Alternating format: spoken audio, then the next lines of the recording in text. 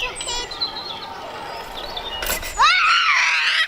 Whoa, whoa, whoa, whoa! Right, come down. It's your turn now.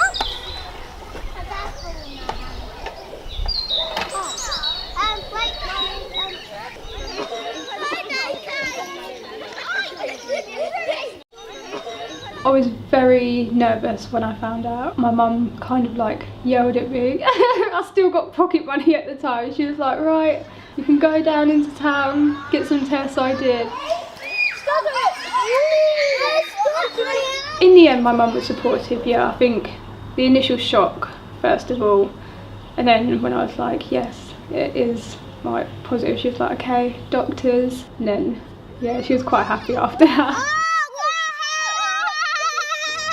When his father told his mum, she said straight away that she didn't really want it to like go ahead, so they offered a private abortion because they thought I was just after their money because they were a bit wealthy, nothing major, but they were a bit better off than me. And yeah, so it wouldn't be on like record by doing it through the NHS. They wanted it private, and I went a bit bad and I was like, no, it's not happening.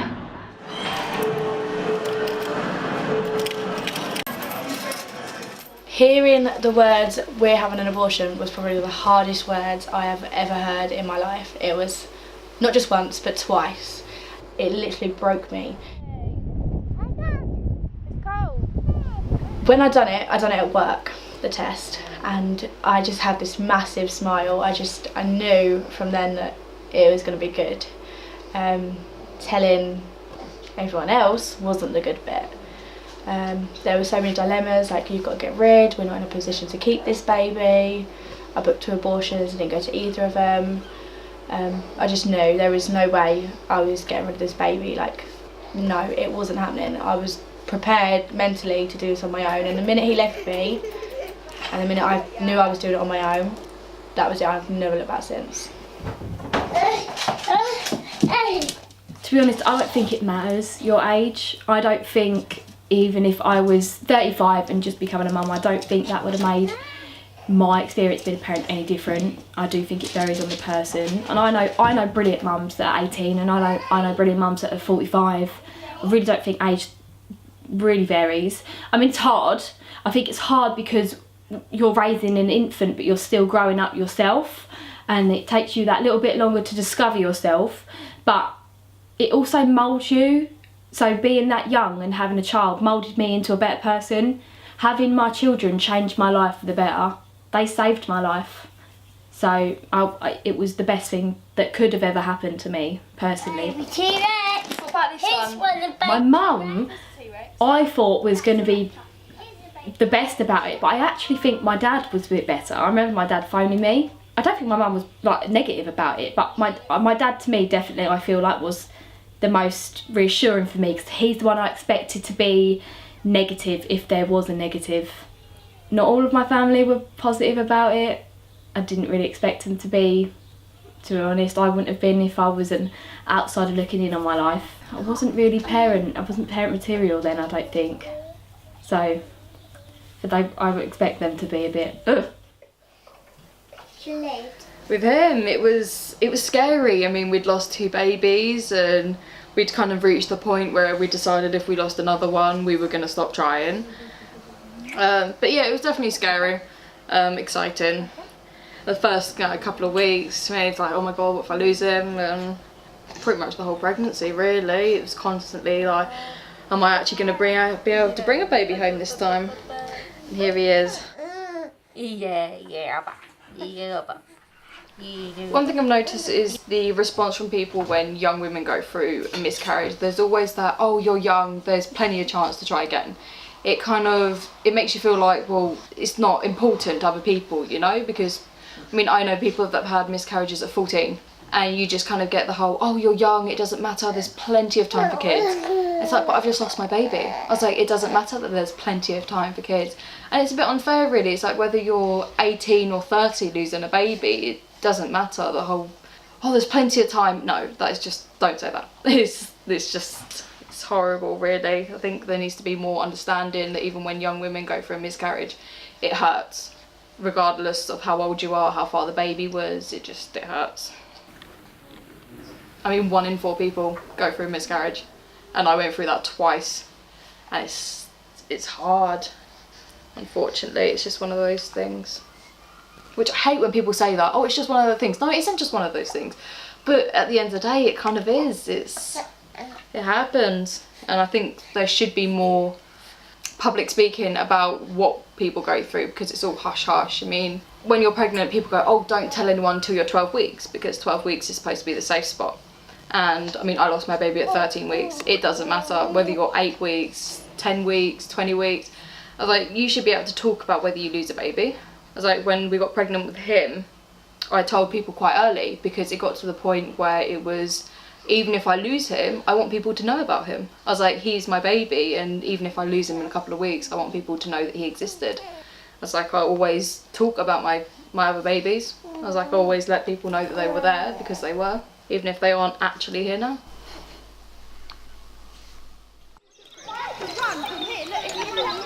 My mum found out first, and she found out before I knew obviously what was going to happen, and she was so over the moon. She was like, yay, finally.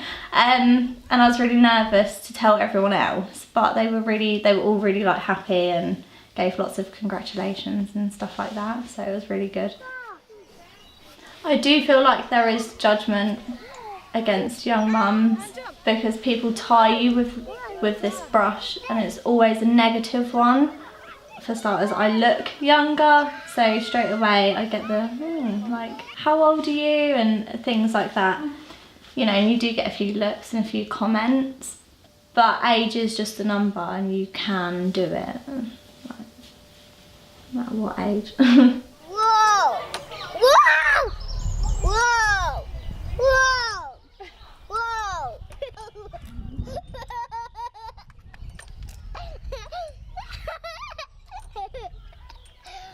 I found being a young mum a bit difficult, because the whole, like, when people stare at you and then like they start talking to like the person they're with. I struggled more when he first went to nursery, because all the mums there were a bit like older, so I felt a bit patronised by the mums and the workers. Trying to juggle everything and still try and get education was quite hard. Keep moving like a Flintstone. Yeah, there is a lot of prejudice towards young mums. Like, we'll get the sort of looks in the street if I'm out with Amelia, like going for a walk or something. We kind of get looked at like, you're obviously on benefits and not working and stuff. And there's that sort of prejudice. Or I'll be speaking to someone and they'll go, oh well, you're probably just looking for your next baby daddy so you can have another one, and stuff like that. So there's a lot of prejudice. I face some judgment, I think more so because Harry is slightly more challenging. He's a little less average than, you know, so he's a little bit more difficult, and I think because I'm younger, I get a lot more negativity around my parenting with Harry. I think people assume he's just a naughty child. They don't think, oh, actually, is there something going on here? I think if it was my mum out with Harry, I don't think she'd be getting the negativity I do then. I think under that circumstances, I have had quite a lot of negativity. There is definitely some kind of stigma around young mums, from the looks you get on the bus and the amount of people are going, well, how old are you? Is that your sister? And it's like, well, no, that's my baby and I'm 19, 20. And it's just crazy, and I know people that are younger and the looks they get, and then it links to all this anxiety, and they're like, well, I don't want to go out. And it's like, well, you need to get out the house, you need to do stuff, because sitting in your house, you're just proving them all right. You need to get out and prove them all wrong. Look at Milk, look.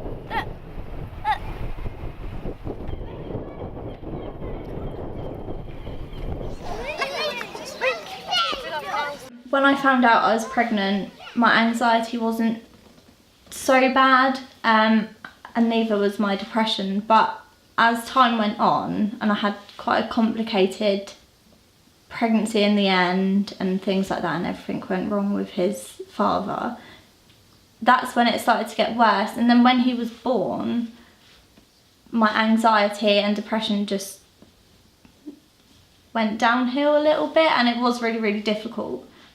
It's still difficult now because it's all triggered around something bad happening to myself because I'm the only parent he has. Then what's he gonna do? But I manage. It's obviously he's the reason that I'm doing okay with it. And I was a very hungry cat. I know my mum and dad, my dad and dad love me. They're amazing parents. I know if I needed anything they would, but how do you sit down and say to someone, I'm struggling? It's not going to change anything. I think having mental health and having children is what I mean with they help. They help as if they give me that something to fight for. They give me that something to... Sometimes when you feel crap, sometimes it's hard to think why you put yourself through it every day. But when you have kids, you have to. They just give me a reason to be here, so, sorry.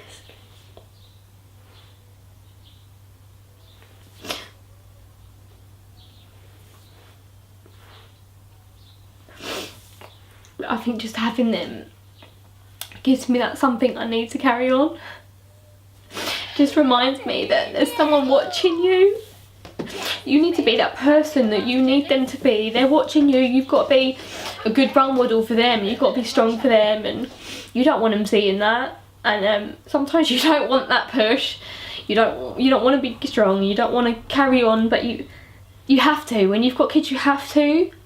And this is what I meant by they saved me. Like, I don't want to struggle, but I do. But they do help me. I think when you have bad times, you want to talk to people and you want help, but when you feel down, you automatically close off. And I remember sometimes I type out a message to my mum or my friend, and you delete it because you think to yourself, I don't know how to approach people, I don't know how to talk to people. It's not like I don't want to talk to people, I don't want help.